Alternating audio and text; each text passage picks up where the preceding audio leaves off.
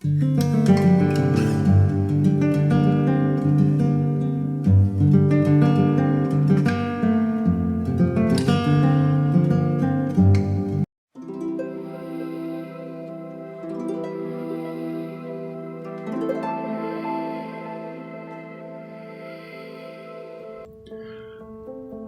to understand the Theogony by Hesiod.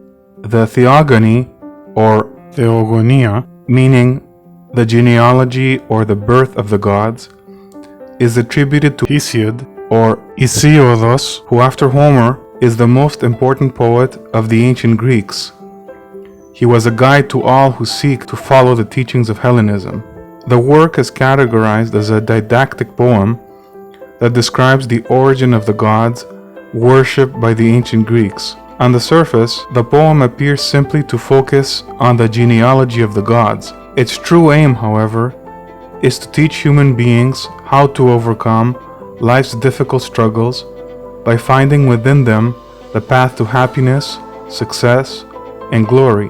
The fundamental way to approach Hesiod's Theogony is to acknowledge its mysticism. It is to see past the obvious and follow what is being alluded to, beyond the details of the stories. The myths of the Theogony can be interpreted literally, as most of the ancient Greeks did, but these myths also lead the mind to search for answers to complex questions that have not been asked.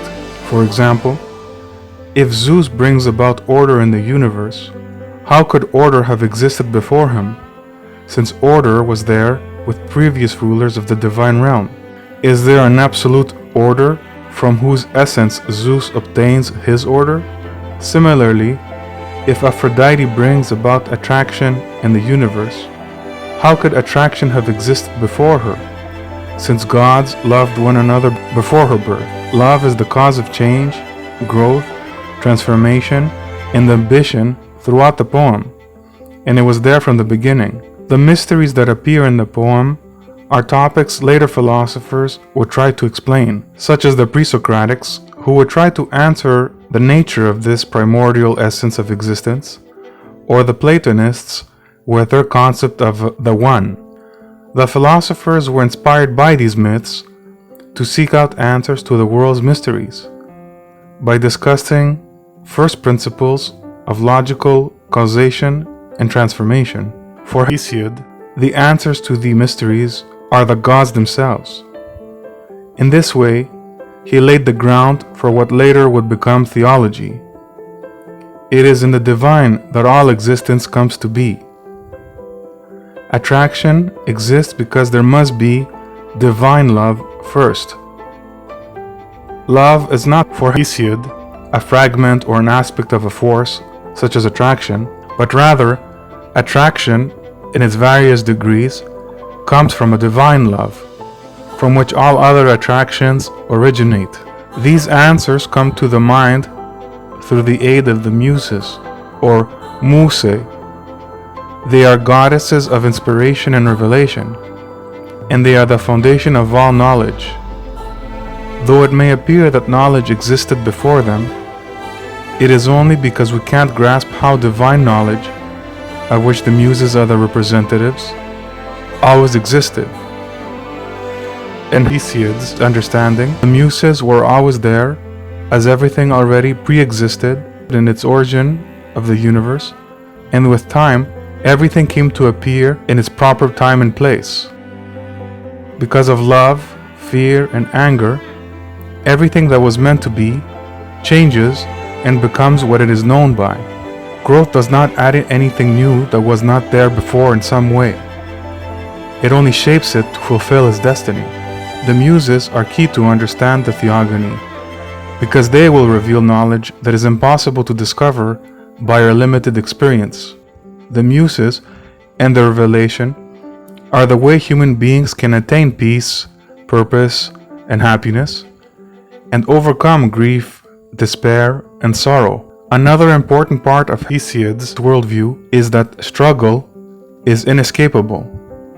It is so entrenched in life that everything must struggle, from the smallest creatures to the highest gods.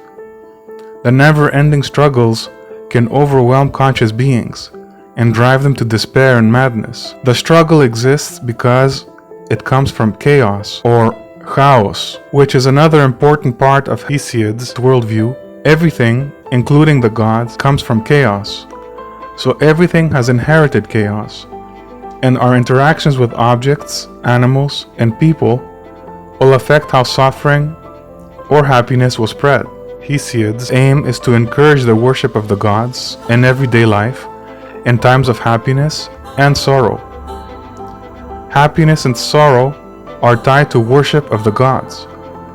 Without it, the chaos of existence will make loss and hardship unbearable, and we will be defeated by our struggles.